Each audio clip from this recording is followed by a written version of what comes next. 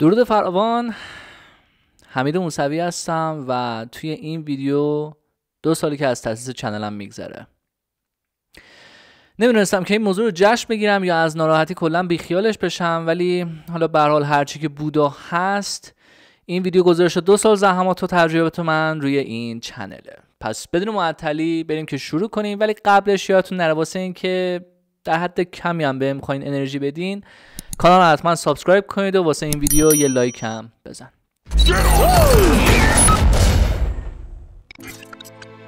1 اکتبر سال 2020 مصادف با روز جهانی سالمند اگه اشتباه نکنم،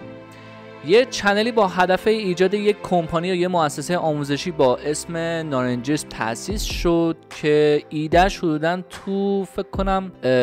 اواسط ترم 3 دانشجویی بود که به ذهنم خطور کرد که با این هدف بود که کسب و کار شخصی خودم و یه جوری که خودم رئیس خودم باشم بود. عذابای زیادم سر این چنل کشیدم، از سیستم کامپیوتر زغالی که داشتم که از قدرت اصلا بالای برخوردار نبود، تا مخصوصا دوره خدمت سربازیم که منو خیلی از کارم و فعالیتم روی این چنل عقب انداخت و اصلا دستانداز خیلی بزرگی بود. زحماتی هم که روی این چنل کشیدم واقعا غیر قابل وصف و خب از یه جایی به بعد دیگه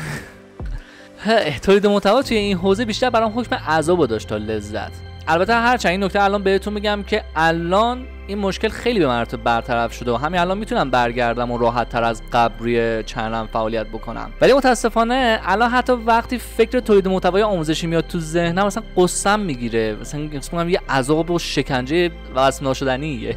نمیدونم حالا کلمه درستی استفاده کردم یا نه، که بیای بشینی سناریو بنویسی، از تصویر خودم رکورد بکنم، تصویر نرم افزار رو رکورد بکنم، صدامو رکورد بکنم، همه اینا رو ببرم توی ادیت، بخوام سوتی بگیرم، پرده سبز ادیت بکنم و در نهایت بزرگترین عذابش بخش رندرگیری که فکر کنم مثلا واسه یه ویدیو 5 دقیقه‌ای قشنگ راحت یه 24 ساعت زمان میذاشتم که فقط رندر بگیره. میگم البته کاری که میگم الان سخت نیست، ولی برای یه سیستم قدیمی که حتی به زور یه ویندوز 8 مایه یکم بالا می آورد واقعا کار سخت و طاقت فرسایی بود. برای کسایی هم که میخوان مشخصات سیستم کامپیوتر قبلیمون بدونن، کارت گرافیک 1 گیگابایت انویدیا 240 بود اگه اشتباه نکنم، یه رم 4 گیگ فکر کنم DDR2 و یه سی پی یو دوال کور 3.2 گیگاهرتز با یه هارد HDD 180 گیگابایتی که خیلی وقتا چیز میشه، اصلا فضا کم می آوردم برای ویدیو. تا که توی روز 26 اسفند 1401 من بالاخره از اسارت سربازی آزاد شدم و مسلما هنوزم انگیزه فعالیت تولید محتوا در من زنده بود، ولی انقدر که توی اون 2 سال درست حسابی رو چنلم فعالیت نکرده بودم، حسم بهم میگفت که دیگه زحمت کشیدن براش ارزشی نداره و فقط قرار خودم خسته بکنم. خلاصش کنم خودم زدم به کوچه علی چپ و استراحت بعد خدمت رو بهونه کردم و گرفتم پی علافی چرخیدم واسه خودم، تا که یه روزی یه دعوای خانوادگی توی خونمون شکل گرفت که مثل این که پدرم یه فایل اکسل خیلی مهمی یه جایی تو درایو که حد میزنم تو مای داکیومنت بوده سیو داشته و منم وقتی تو یکی از مرخصی‌های خدمتم که اومده بودم خونه و انقدر وقت اضافه داشتم که بخوام ویندوز کامپیوتر رو عوض کنم، اون فایل هم همراه با عوض شدن ویندوز پاک شده بوده بدون اینکه من اصلا خبر داشته باشم از چنین موضوعی. اون دعوا باعث شد من از شدت عصبانیت زیاد کلا ایده مستقل شدن به ذهنم خطور کنه و یادم حدوداً فکر کنم 4-5 روز خودم تو اتاق حبس کردم، نه غذا می‌خوردم نه آب و اینا، و فقط توی سایت دیوار داشتم دنبال یک کیس میگشتم که مشخصاتش حداقل مثل مشخصاتی که کیسی که داشتم می بود، ولی خب به نسبت بودجه‌ای هم که داشتم یادم مثل پیدا کردن سوزن تا انبار کاه بود و متاسفانه آهنربای منم اونقدی بزرگ و قوی نبود که بتونم اون سوزن رو راحت‌تر پیدا کنم. ولی به هر حال آخرش یه مورد خیلی خوب پیدا کردم خدا رو شکر، که یه مینی کیس HP که یادمه اون روزی هم که رفته بودم تست سرعت رندرگیری بگیرم، سرعتش حداقل میتونم بگم 10 برابر کیسی که داشتم بود و از این لحاظ من خیلی خوشحال شدم که یک کیسی رو دارم میخوام که از لحاظ قدرت و سرعت 10 برابر از کیسی که داشتم بیشتر بود. همه اینا رو گفتم تا به این نقطه برسم. بعد اینکه من کیسمو خریدم، من از چنل قبلیم خیلی خسته شده بودم و هنوزم فکر می‌کردم که با این حال که تولید محتوا راحت‌تر شده بود، ولی باز با این حال حس می‌کردم که تولید محتوای آموزشی بازم اون شکنجه و عذابا و کلا دنگ و فنگای خودش رو با خودش داره. توی این نقطه بود که تصمیم گرفتم با هزار جور فکر کردن و 2 تا 4 تا کردن پیش خودم زحمات 2-3 سالمو بیخیال بشم و دوباره از صفر شروع بکنم و یه چنل جدید بزنم. والا واقعیتش همین الانش هم از این موضوع خیلی خوشحالم که این حوزه رو واسه فعالیت انتخاب کردم، چون یادم یه دوره‌ای ملت برای ویو گرفتن و فالوور گرفتن دست به هر کاری می‌زدن و بی‌استعدادی خودشون رو به افتضاح‌ترین شکل ممکن نشون میدادن تا به اون موفقیتی که مد نظرشون هست برسن. دروغم نگم، اتفاقا منم تو همین فکر بودم، ولی یه جمله همیشه اون گوشه ذهنم هی برام یادآوری میشد که بهم میگفت که یه کاری کن اگه 30 سال دیگه خواستی 30 سال قبل خودتو ببینی از خودت خجالت نکشی. و خب غیر از موضوع گیم من موضوعات زیاد دیگه ای نبود که بتونم روشون مانور بدم یا فکر می‌کنم از پسش بر نمیام. و از یه طرف دیگه هم میتونم با زرس قاطع بگم که اون موقع هنوز بازی تکن 8 نیومده بود و این بازی خیلی بهم جهت داد که من به این سمت کشیده بشم. البته دلم نمیخواد این جمله رو استفاده بکنم، ولی شاید اینطور بگم که قسمت اینجور بوده که من بخوام این ژانر رو انتخاب کنم، یا حس می‌کردم هنوزم توی گیم از زمان قدیم هنوز استعدادی برام باقی مونده، و یا حتی شاید اینجور فکر می‌کنم که بعد از حوزه آموزشی حوزه ویدیو گیم یه چالش سخت‌تر و خیلی خفن‌تر از حوزه آموزشی باشه که بالاخره تصمیم گرفتم ژانر ویدیو گیم رو برای کارم انتخاب بکنم و ادامهش بدم. چرا اسم نارنجیسم؟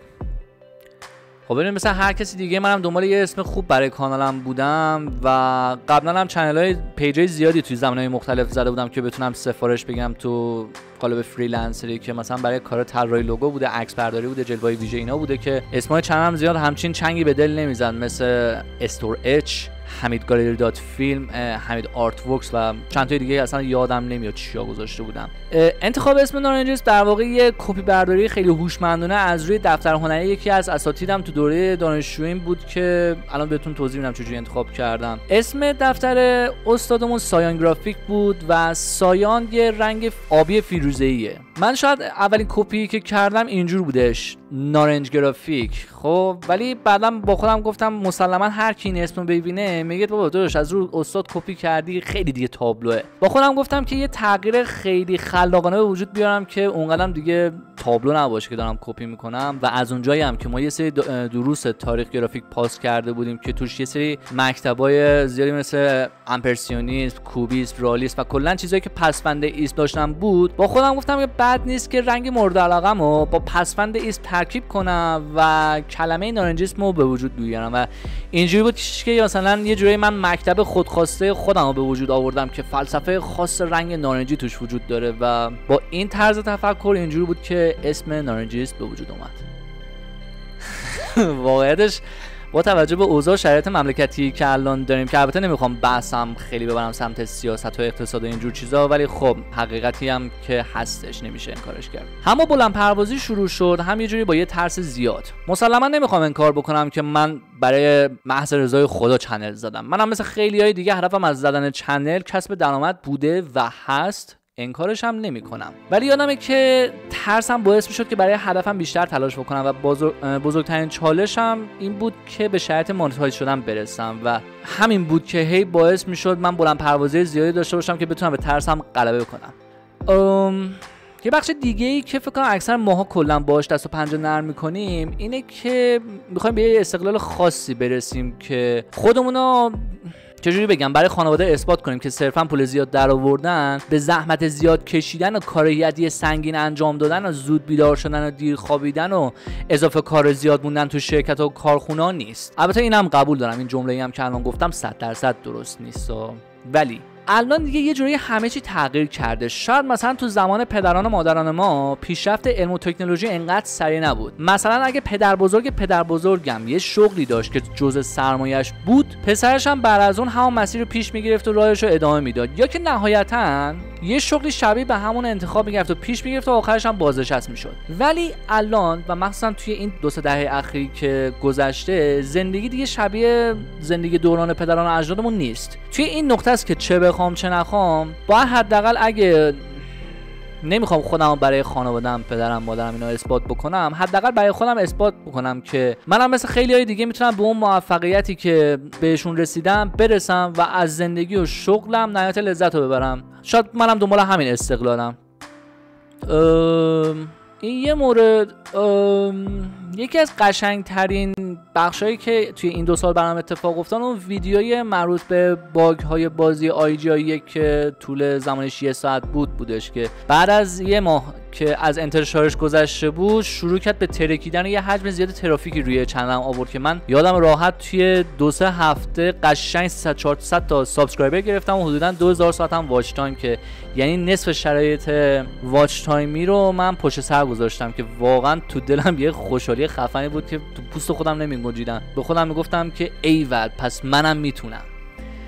ولی حالا یه بخش خیلی بدی هم که توی این 2 سال برام اتفاق افتاد همین چند وقت پیش بود که تو تاریخ 12 جولای سال 2025 3 روز بعدش یوتیوب می‌خواست یه آپدیتی بده، ولی میگم 3 روز قبلش یه ایمیلی از طرف یوتیوب برای من اومد که توش بهم اخطار داده بودن که شما کامیونیتی گایدلاین ما رو رعایت نکردی، یعنی یه جورایی خارج از عرف ما قوانین ما عمل کردی و ما چنلتو محدود میکنیم تا نه هم بتونی درآمد داشته باشی، نه بتونی لینک سایت خارج از یوتیوب توش بذاری، نه بتونی کامنتی پینت کنی و کلا یه جوری ادوانس فیوچر چنلمو بست. البته اون موقع هم هنوز به حالت پارتنرشیپ و کسب درآمد نرسیده بودم، ولی خب یه ماه و نیم کلا سختی رو گذروندیم و کلا خیلی مغزمو درگیر خودش کرد و مجبور شدم یه سری از ویدیوها حتی پاک کنم، یعنی پرایوت هم نکردم، پاک کردم که دوباره به شرایط سابق برگردم که حدودا بعد از یه ماه و نیم این اتفاق افتاد و اینم یکی از بدترین اتفاقاتی بود که توی این 2 سال برام اتفاق افتاد. این مهارت‌ها رو چجوری یاد گرفتم؟ والا بخوام راجبش توضیح بدم داستانش خیلی طولانیه. من یادم از سن 7-8 سالگی همش با کامپیوتر سر و کار داشتم و به بهونه‌های مختلف سعی می‌کردم که پای کامپیوتر بشینم و بازی کنم و مجبور بودم خیلی از نرم افزارهایی که داداشم برای کارش لازم داشت رو استفاده می‌کرد رو یاد بگیرم. یعنی یه جورایی خانواده‌ام نمی‌ذاشتن من پای کامپیوتر بشینم و این موضوع رو بهونه می‌کردم و کلک می‌زدم به خانواده‌ام که میگفتم اگه می‌بینید من پای سیستم نشستم مثلا دارم با فلان نرم افزاری که داداشم کار میکنم، مثلا با نرم افزار فتوشاپ یا اتوکد یا 3D Max یا کلا نرم افزاری که مربوط به حوزه و رشته داداشم بود انجام میدم و به این بهونه خانواده‌ام بیشتر میذاشتن که من پای کامپیوتر بشینم و یه جوری در قالب بازی کردم با اون نرم افزارا من ناخواسته به صورت خودآموز تونستم خیلی از اون نرم افزارا رو یاد بگیرم که همین الان دارید نسبتا تو چنلم میبینید دیگه و این استعداد یه جوری تبدیل شد به تخصص هنر من که بعدها یه جوری هم به نفعم تمام شد که نفعش الان گفتم و هم به ضررم. ضررش کجا بود؟ این بود که خانواده من فکر می‌کردن که چون من الان دارم توی این نرم افزارها خیلی خوب عمل می‌کنم پس منم مثل داداشم تو حوزه و رشته کارهای ساختمانی و معماری و عمران استعداد دارم و میگم اینجوری بود که این مهارت‌ها رو به صورت ناخواسته یاد گرفتم و یه جاهایی هم نسبت به کارهای شخصی که داشتم مجبور شدم برم یه سری از نرم افزارها رو از داخل یوتیوب یاد بگیرم که میگم همه اینا به صورت خودآموز بود ولی زمان بیشتری هم از من گرفت. اینجوری نبود که بگم مثلا من رفتم ویدیو آموزشی یوتیوب دیدم خب خیلی سریعتر یاد گرفتم، نه، وقتی میرفتم نگاه میکردم یاد میگرفتم مجبور بودم بیام که یه پروژه چی میگن یه پروژه من درآوردی به وجود بیارم و رو اون پروژه کار بکنم در قالب تمرین کردن تا بتونم نرم افزار رو راحت‌تر یاد بگیرم و تو اون دوران من یادمه از شرایط مالی خوبی هم برخوردار نبودم و مجبور بودم که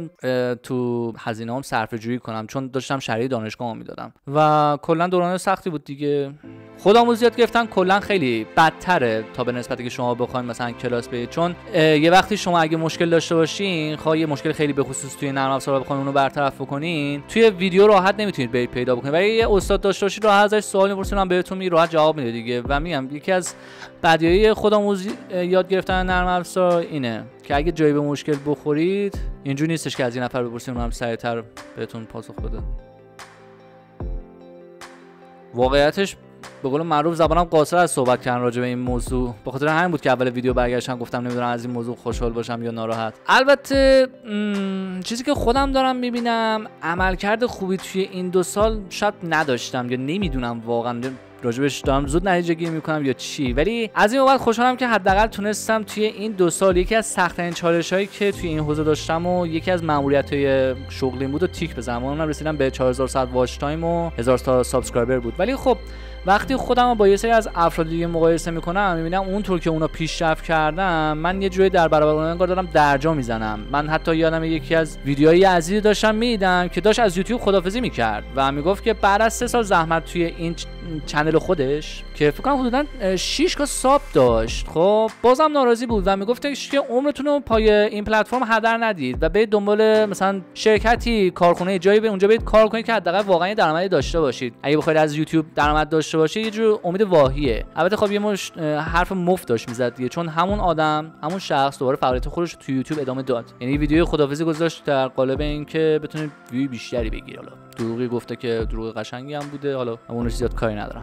میدونی من حس میکنم که دقیقاً توی این نقطه است که آدم نیاز به یه سری از کمک‌های آدمای با تجربه داره که حداقل اگه یه وقتی یه جای اشتباهی میکنی بیان راهنماییت کنن و مثلا تو شرایطی که الان من توش هستم نیفتن که حس درجا زدن بهشون دست بده. حالا نمیدونم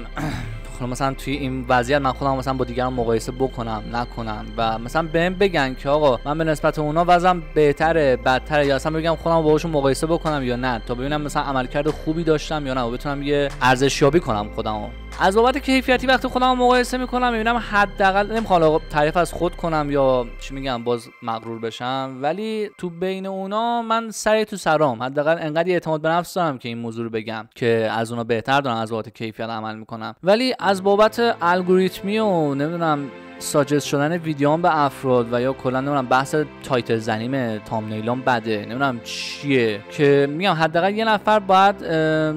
از من یه ایرادی میگرفت که اونم توی این حوزه باشه، نه که صرفا بیاد نظر سلیقه‌ای بده. چون توی این مدت یه گفتگویی داشتیم با یه سری از دوستان که میگفتن نه این اینجوریه اونجوریه و مثلا نظرات سلیقه‌ای میدادن. ولی میگم شاید مشکل از تایتل زنیم نمیدونم، شاید تامنیل بد طراحی میکنم، میگم معلوم نیست. یعنی واقعا خودم نمیدونم مشکل از چیه که یه نفر توی این نقطه باید میبود تا من راهنمایی بکنه. چه مشکلاتی توی این 2 سال داشتم. اسمم راجع به این موضوع حرفامو زدم، ولی اگه بخوام خیلی دقیق مشکلاتمو توی فعالیتام که داشتم بگم، شاید میتونستم حداقل یه کیس حتی بهتر از اینی هم که خریدم میداشتم که از بابت سرعت باز به مراتب بیشتر باشه، یا میتونستم حداقل با اون سیستم جدید و قوی‌تر بازی‌های جدیدتر رو به روزتر یا پلی بدم و رکورد کنم یا استریم بذارم. اگه یه سیستم بهتر می‌داشتم میتونستم حجم فایل‌ها یا فوتیجایی که از بازی‌ها رکورد کردم یه مقدار کمتر باشه که کل درایومو پر نکنه. اون اوایل یادم میاد خیلی سرعت دستم توی رکورد گیم پایین بودش، الان به نسبت یه مقدار سرعت دستم نسبت به قبل بیشتر شده و گیم پلی هم بهتر شده. البته اینا بگم هرچند که باز توی استریم و بازی‌های خودمون اینو به سگم. شاید بگم یه مشکل بزرگی که همچنان گریبانش هستم مشکل ایدئالگرا بودنمه که دارم سعی میکنم گیم پلی رو به صورت اسپیدران و چالش نو دمیج برم که واقعا اسم کنم از این بابت مشکل روانی پیدا کردم. آره جدی میگم تاثیر بدی روم گذاشته. اگه میام توی بحث ادیت ویدیو، شاید بگم باز اون مسئله ایدئالگرا بودنم خیلی باعث شده که نه که عقب بیفتم، ولی زحمتم رو روی ادیت تا حد زیادی بیشتر کرده و خیلی خستم میکنه. یادم میاد یه زمانی یه المنتایی توی ویدیوام گذاشته بودم که موقع ادیت من حتی نمیتونستم پیشنمایش ویدیویی که انجام دادم رو ببینم توی نرم افزار و خب خیلی بده دیگه. تو وقتی هیچی نبینی چی میخوای ادیت بکنی؟ حالا باز اگه توی بحث ادیت بخوام یه موضوع مطرح بکنم اینه که موقعی که من یادم میاد میخواستم سینک صدا انجام بدم که موقعی که من صحبت میکنم صدای ویدیوی گیم پلی کم بشه و موقعی که هیچی نمیگم دوباره به حالت نرمال برگرده، نرم افزار نمیتونست این کارو به صورت اتوماتیک درست انجام بده و یه تایم خیلی زیادی ازم میگرفت که این مشکل خودم رو به صورت دستی حل بکنم. یه موضوع دیگه ای که اسم میکنم جزء مشکلاتم بود بحث کپی رایت بود که خیلی باعث شد من همه چی از 0 تا 100 خودم طراحی بکنم، قالب گرافیکی و اینا. و حتی من یادمه یه موزیکی رو خودم، یه موزیک 1 دقیقه‌ای رو برای قسمت آنچه خواهید دید خودم بسازم. اینو نمیخوام بگم که من موزیسینم و من یه در حد ور رفتم با اون نرم افزار بازی کردن یه چیزی همینجوری ساختم که چیز بدی نشد، یه موزیک حالت تکنو مانند شدش. ایدئال نبود، بد نبود، ولی یه چیز نرمال قابل قبولی بود. مورد بعدی میتونم بگم شاید بخش علامت گذاری زیاد روی ویدیوهاییم که برای بازی شوتر بودش بود که زمان زیادی رو میذاشتم که اون افکت های بصری جلوه‌ای ویژه که مثلا تیر میخوری حالت خون بزنه اونا رو طراحی بکنم که یادم موقع رندرگیری یه زمان مضاعفی به تایم رندرگیری اضافه میکرد که یکی از مشکلات دیگه هم بود. بحث رندرگی اومد وسط، من یادمه که اون اوایل میگم یه سری المنت هایی که گذاشته بودم مجبور میشدم مثلا واسه ویدیوی 10 دقیقه‌ای شب کامپیوتر روشن بذارم و حدوداً 700 رندر میگرفت. میگم باز با این حال که سیستم قویه ولی واسه رندرگیری ویدیوهای 1080 با اون المنت هایی که طراحی کرده بودم ضعف داشت و بیشتر من یادم میاد سر افکت بلور کردن، تار کردن بود که خیلی زمان میگرفت. دیگه راجع به چی صحبت کنم؟ شاید بگم این ارتش یه نفر بودن شاید خلاقیتمو تو بخش طراحی تامنیل از دیدن ایده های زیادی این و اون واسه ویدیوام کم کرد. میگم همزمان من باید ویدیو رکورد میکردم، ادیت میکردم، بعد موقع منتشر کردنش هم میومدم تامنیل طراحی میکردم که میگم خودش اصلا کلا خیلی ازم زمان میگرفت و اینم یه سری از مشکلاتی که داشتم دیگه نمیدونم واقعا راجع به چی صحبت بکنم. فانتزیام واسه چنلم چیه؟ میدونی بذار اینو خیلی جدی بگم، اگه خدا بخواد تلاش خودم و با همت شما دوستان و البته اگه الگوریتم یوتیوب یه مقدار مسخره بازی در نیاره اون روز برسه که من از این شغل درآمد خیلی خوبی داشته باشم به اون موفقیتم برسم، بیشتر از همه اول دوست دارم یه بوتیک فقط و فقط با لباس کاراکترهای گیم بزنم که شما توش لباسا و پوشاک مربوط به کاراکترهای گیمینگ رو توش پیدا کنید، مثلا کاپشن لیان، چه تیشرت تامی ورسیتی یا مثلا چی میگن شلوار هیتمن، اینجور چیزا. خیلی دوست دارم واقعا این بوتیک رو داشته باشم و حس میکنم که از بابت کیفیت پوشاکم چون ممکنه به مشکل بخورم که هر کیفیت پوشاکی رو بیرون ندم، مجبورم پس خودم یه چیز بزنم، بهش چی میگن، تولیدی بزنم، تولیدی انحصاری خودم رو بزنم واسه بوتیکم. بعد از اون دوست دارم که یه مغازه نسبتا بزرگ لوازم و تحریر بزنم، چون واقعا از لوازم و تحریر به هیچ عنوان سیر نمیشم. فکر کنم همین الانش یه عالمه من کاغذ و قلم و دفتر و دفترچه و مقوا و خودکار و اینجور چیزا تو کمدم دارم که همین الانش داره واقعا خاک میخوره. نمیدونم همینجوری فقط خریدن انداختم تو کمدم. بعد از اونم حس میکنم اگه مثلا خیلی وزنم دیگه توپ بشه میرم سمت آرزو و اهداف خودم و یه سری از لوازمی که خیلی سال دنبالشم که بخوام بخرم ولی نمیشه که ترجیح میدم اسمشون رو نیارم، یعنی نام نبرم که چیان. چیز دیگه اونقدر به ذهنم نمیرسه که بخوام راجبش صحبت کنم. ان شاءالله حالا تو ویدیوهای بعدی زمان لازم برای صحبت کردن راجع به موضوعاتی که مد نظرتون هست رو میذارم. اما به عنوان حرف آخرم اینه که من توی این 2 سال حداقل فهمیدم که اگه مهارت تمرکزم رو برای خودم مفت خرج بکنم به مراتب خیلی بهتر از انجام دادنش برای کارفرماییه که برای به دست آوردن خواسته خودش هنر تو رو میبره زیر سوال و با دستمزدی که بهت میده منت سرت میذاره که یه جورایی قلادت دستشه. تو آدمی هستی که صرفا به خاطر پولی که اون داره بهت میده برده اونی. حالا یه مقدار شاید دارم بد به این موضوع نگاه میکنم ولی واقعا اگه هنر تخصصی که دارید سعی کنید که یه سرمایه برای خودتون جمع کنید و بعدش به اصطلاح نون بازی خودتون رو بخورید، چون واقعا هیچ کس و به معنای واقعی هیچ کس قدر زحمات شما رو نمیدونه، حتی خانواده‌تون، حتی دوستای نزدیکتون. با نتایج خودتون رو اثبات کنید، نه با حرفای بزرگ زدن. هیچ وقت ادعای چیزی رو نداشته باشین، چون همیشه بهتر از شما هم وجود داره، ولی همیشه اعتماد به نفس اینو داشته باشید که تو کارتون بهترینید. برای کاری که بهش علاقه دارید زحمت بکشید، چون هیچ وقت هیچ جور ازش خسته نمیشین. آقای خودتون باشین. در آخر این جمله همیشه تو ذهنتون بمونه که بنده پول نباشید. این خیلی مهمه. اگه بخواید بنده پول باشید صرفا فقط دارید برای پول کار میکنید، ولی سعی کنید که تو اسارت موفقیت باشید. اگه حتی یه روزی هم شکست بخورید باز اون موفقیت باعث میشه که شما به پول برسید. حالا اونقدر تاثیرگذار نگفتم ولی امیدوارم که حق مطلب رو رسونده باشم. امیدوارم که حرفام به اندازه کافی تاثیر مفید و حتی به اندازه کم هم شده روتون داشته بوده باشه و تونسته بوده باشم که مثمر ثمر واقع بشم. باز یه مقدار فارسیم داره تموم میشه. مرسی از این که همراه من بودین. من یادم تو چنل قبلیم یه شعار خیلی مهم داشتم و دوست دارم که اونو الان اینجا بهتون بگم. یادتون نره که همیشه واسه دلتون کار کنین.